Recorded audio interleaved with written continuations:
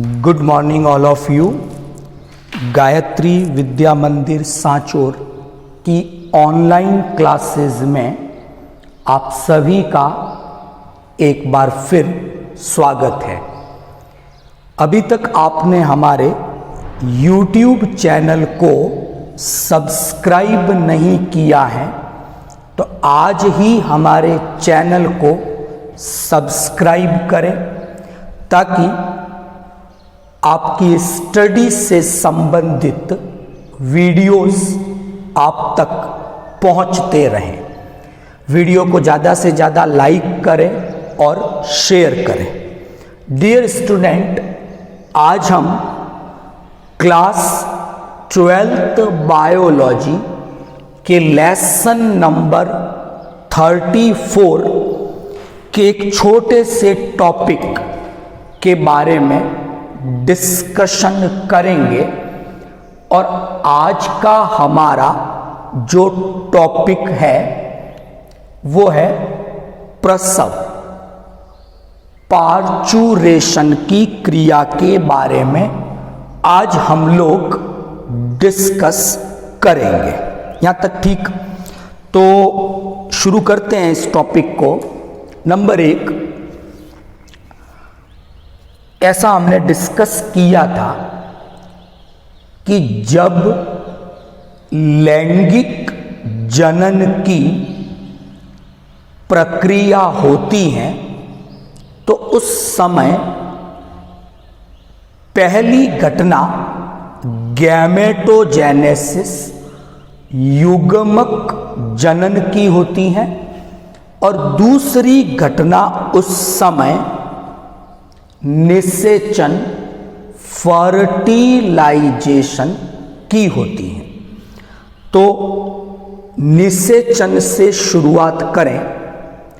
Fertilisation से लेकर शिशु के जन्म का जो भी समय है, इस पूरी समय अवधि को गर्भकाल, गर्भा अवधि के नाम से जाना जाता है।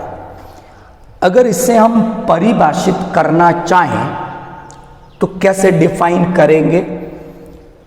गर्भकाल, गर्भा अवधि वह समय अवधि है जो निषेचन की क्रिया से लेकर शिशु के जन्म के बीच की है। अलग अलग जंतुओं में ये गर्भकाल, गर्भा अवधि भी अलग अलग समय अवधि की होती है। हम मानव की बात कर रहे हैं तो मानव में जो गर्भकाल है वो लगभग 9 माह का, 9 मंथ का ये एक समय होता है। इसे आप 38 वीक, 38 सप्ताह का समय कह सकते हैं या 266 डेज, 266 दिन का समय ये मानव में होता है। तो एक जानकारी तो हमने डिस्कस की गर्भकाल की, गर्भा अवधि की। पूरी गर्भा अवधि, अंग्रेजी में इसे हम गैस्टेशन पीरियड इस नाम से जानते हैं। तो संपूर्ण गर्भकाल या गर्भा अवधि के दौरान क्या स्थिति है, थोड़ा डिस्कस करेंगे उसको। संपूर्ण गर्भकाल या गर्भा अवधि में अगर हम देखते हैं तो जो फीमेल है जिसके गर्भाशय में भ्रूण के परिवर्धन की क्रिया हो रही है, तो हम देखते हैं कि संपूर्ण गर्भा अवधि यानी वही लगभग 9 मंथ का टाइम, तो हम क्या देखते हैं कि माता या जो फीमेल है उसके शरीर में, रुधिर में प्रोजेस्टेरॉन हार्मोन का स्तर उच्च बना रहता, हाई बना रहता है।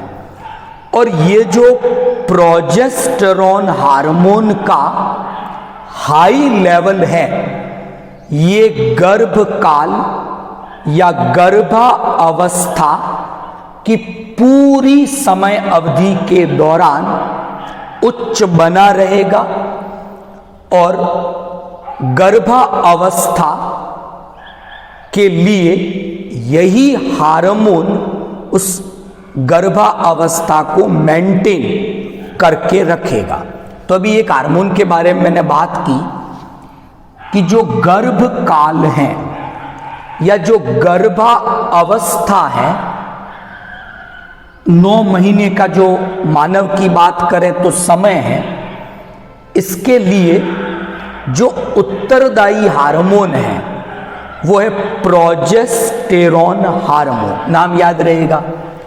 तो संपूर्ण गर्भावधि में प्रोजेस्टेरॉन हार्मोन का लेवल हाई बना रहेगा। अब ये हार्मोन कौन कौन बनाता है, तो ऐसी कुछ संरचनाओं पे हम डिस्कस करेंगे। नंबर 1, संपूर्ण गर्भावस्था के दौरान कार्पस ल्यूटियम, जिसे पीत पिंड कहा जाता है, वो मेंटेन रहता है। और ये कार्पस ल्यूटियम एक अंतःस्त्रावी संरचना का कार्य करता है और प्रोजेस्टेरॉन हार्मोन का स्त्रावण करता है। तो एक स्रोत तो वो हो गया हार्मोन का। नंबर 2, प्लेसेंटा, अपरा, ये एक संबंध है भ्रूण और माता के गर्भाशय के ऊतकों के बीच। तो ये जो प्लेसेंटा है, अपरा है, ये भी अंतःस्त्रावी संरचना का कार्य करती है और इसके द्वारा भी गर्भावस्था के दौरान प्रोजेस्टेरॉन हार्मोन का स्त्रावण किया जाता है। तो जो संपूर्ण गर्भावधि है, उस संपूर्ण गर्भावधि के दौरान रुधिर में प्रोजेस्टेरॉन हार्मोन का लेवल हाई बना रहता है और इस समय अवधि के दौरान प्रोजेस्टेरॉन हार्मोन एक तो कार्पस ल्यूटियम बनाएगा, पीतपिंड बनाएगा, दूसरा प्लेसेंटा, अपरा, ये हार्मोन बनाती है। यहां तक चीज, तो 2 चीजें मैंने डिस्कस की।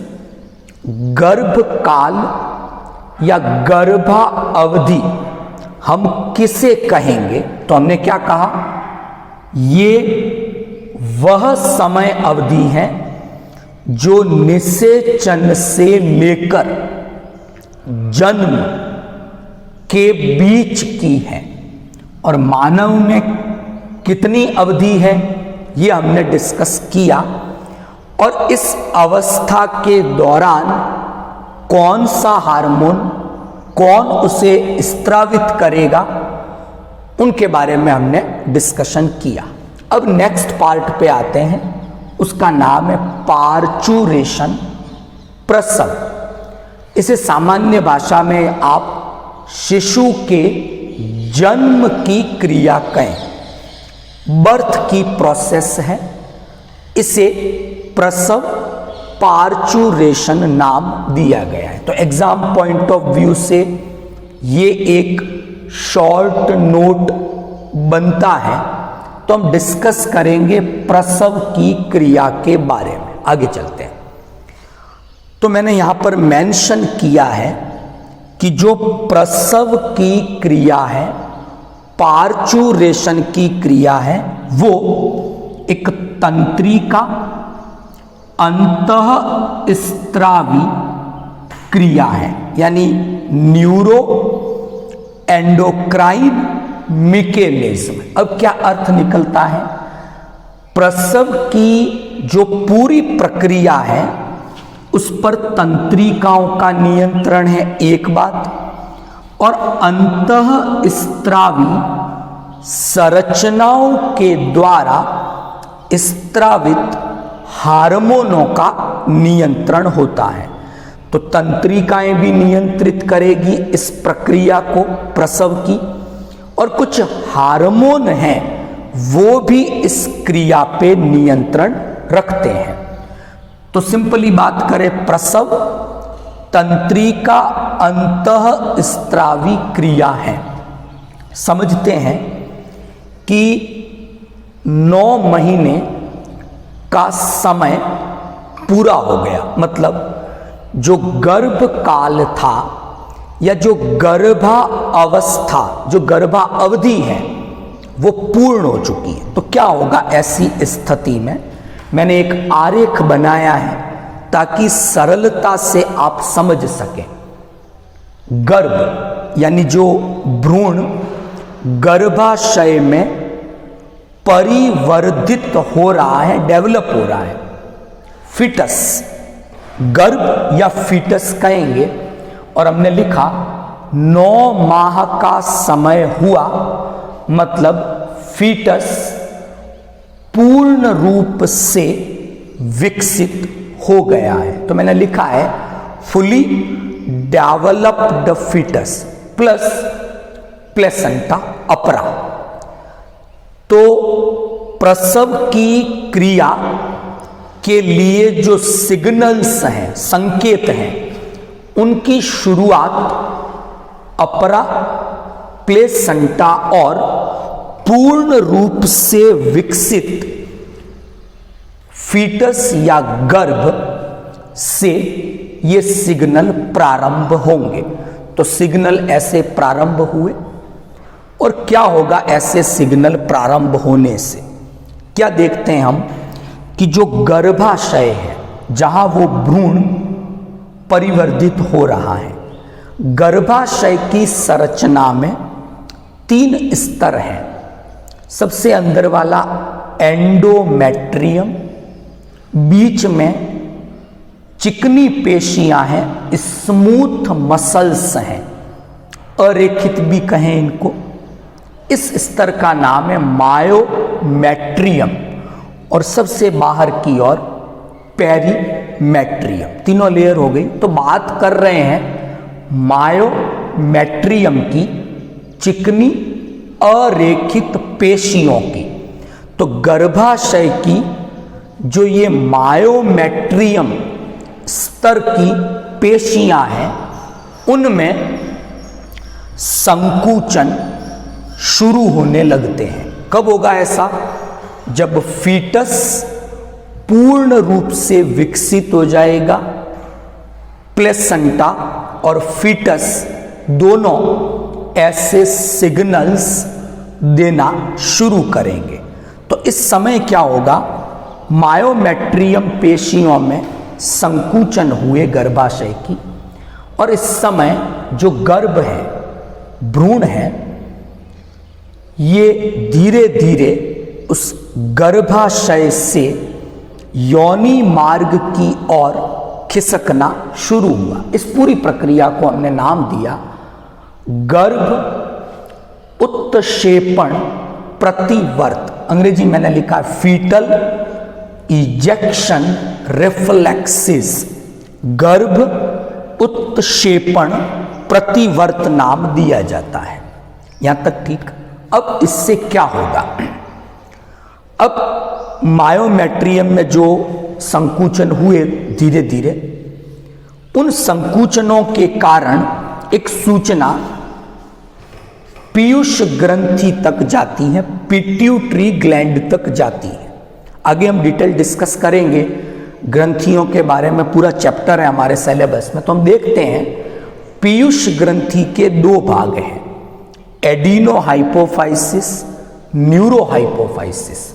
तो पीयूष ग्रंथि का पिट्यूटरी ग्लैंड का न्यूरो हाइपोफाइसिस जो भाग है वो इन गर्भ उत्क्षेपण प्रतिवर्त के कारण एक हार्मोन मुक्त करेगा, स्त्रावित करेगा। उस हार्मोन का नाम है oxytocin. Is that clear? Oxytocin को हम पीटोसिन के नाम से भी जानते हैं। तो पीयूष ग्रंथि के न्यूरो हाइपोफाइसिस ने इस रेस्पॉन्स के कारण ऑक्सीटोसिन रिलीज किया। ये ऑक्सीटोसिन क्या करेगा? वही गर्भाशय में पहुंचेगा, मायोमेट्रियम में जो पेशियां हैं, चिकनी पेशियां, उनमें लयबद्ध संकुचन, शिथिलन शुरू हो जाएंगे। तो लिखा हुआ है फर्दर कॉन्ट्रैक्शन और संकुचन हुए। बार बार पीयूष ग्रंथि तक सूचना जाएगी, ऑक्सीटोसिन बनेगा, यहां आएगा, तो गर्भ उत्क्षेपण प्रतिवर्त चलते रहेंगे। इस समय प्रसव पीड़ा, लेबर पेन शुरू हो जाता है। और पार्चुरेशन का मतलब ही है पेन, लेबर पेन। तो ये लेबर पेन जैसी प्रोसेस शुरू हुई। तो ये सब काम कौन से हार्मोन की प्रेजेंस में हुआ? ऑक्सीटोसिन हार्मोन की प्रेजेंस में। अब क्या होगा? प्लेसेंटा ने पूरे गर्भकाल के दौरान प्रोजेस्टेरॉन रिलीज किया है, लेकिन इस समय प्रसव की क्रिया के समय प्लेसेंटा एक हार्मोन बनाएगी जिसका नाम है रिलैक्सिन। नाम याद रहेगा, नाम ही है रिलैक्सिन। तो पहले ऑक्सीटोसिन बन गया यहां से, अब रिलैक्सिन बनेगा। वो हार्मोन क्या करेगा? बनाया किसने? अपरा ने, प्लेसेंटा ने। गया, ये वाली जो हड्डी है जो आप देख रहे हो यहां पर, ये मेखला है जिसका नाम है श्रोणी मेखला। अंग्रेजी में कहते हैं पेल्विक गर्डल, ये कमर के यहां पर। तो जो पेल्विक गर्डल है, श्रोणी मेखला है, वहां प्यूबिक सिम्फाइसिस ऐसी एक संरचना है, उपस्थित है। रिलैक्सिन हार्मोन क्या करेगा? उस प्यूबिक सिम्फाइसिस को चौड़ा करेगा, फैलाएगा, ताकि शिशु के जन्म की क्रिया सरलता से हो सके। तो पहले ऑक्सीटोसिन का काम हुआ जिसने ये गर्भ उत्क्षेपण प्रतिवर्त शुरू किए। लेबर पेन ये शुरू हुआ, प्रसव पीड़ा शुरू हुई, और गर्भ शिशु गर्भाशय से योनि मार्ग की ओर खिसकना शुरू हुआ। अब अपरा प्लेसेंटा रिलैक्सिन बनाएगी जिसके कारण प्यूबिक सिम्फाइसिस चौड़ा हो गया, फैल गया, ताकि प्रसव की क्रिया सरलता से, सुगमता से हो सके। यहां तक ठीक? तो ये बात हमने डिस्कस की। अच्छा, एक चीज और ध्यान रखनी है कि संपूर्ण गर्भावस्था में प्रोजेस्टेरॉन का हार्मोन का लेवल ब्लड में हाई रहता है, लेकिन गर्भावस्था जब पूर्ण हो जाती है, समाप्त होने वाली है, प्रसव से ठीक पूर्व अचानक से रुधिर में प्रोजेस्टेरॉन का लेवल डाउन हो जाता है, और उसी के कारण ये ऐसे रिस्पॉन्सेस अपरा अपना संबंध गर्भ से ढीला कर देती है। इस तरह के परिवर्तन देखने को मिलते हैं। तो बेसिकली दो हार्मोनों का कंट्रोल है यहाँ, ऑक्सीटोसिन का, रिलैक्सिन का। और इस समय प्रसव की क्रिया के समय प्रोजेस्टेरॉन का हार्मोन का लेवल डाउन हो जाएगा, लो हो जाएगा। कई बार क्या होता है, प्रसव पीड़ा प्रारंभ नहीं होती, हॉस्पिटल ले गए लेकिन प्रसव पीड़ा, लेबर पेन शुरू नहीं हुआ, गर्भ अवधि, गर्भावस्था शुरू हो चुकी है, समाप्त हो चुकी है, गर्भकाल समाप्त हो गया, 9 महीने का समय कंप्लीट हो गया, लेकिन अभी तक लेबर पेन, प्रसव पीड़ा शुरू नहीं हुई, क्योंकि कौन सा हार्मोन नहीं बना? ऑक्सीटोसिन नहीं बन रहा है, रिलीज नहीं हो रहा है। तो ऐसी कंडीशन में डॉक्टर इंजेक्शंस ड्रिप चढ़ाते हैं, वो पिट्रोसिन या ऑक्सीटोसिन का ही एक इंजेक्शन दिया जाता है, याद रहेगा, जिसके कारण लेबर पेन शुरू हो पाए और प्रसव की क्रिया संपन्न हो जाए। तो आज का टॉपिक आपको समझ में आया होगा। एक हमने गर्भ काल के बारे में डिस्कस किया, कौन से हार्मोन का रोल है वहां वो डिस्कस किया, एक प्रसव की क्रिया हमने डिस्कस की और कैसे ये न्यूरो एंडोक्राइनल कंट्रोल है इस क्रिया पर, इस आरेख की सहायता से समझने का प्रयास किया। तो आई होप आज का लेक्चर आपको समझ में आया होगा। Thank you all of you.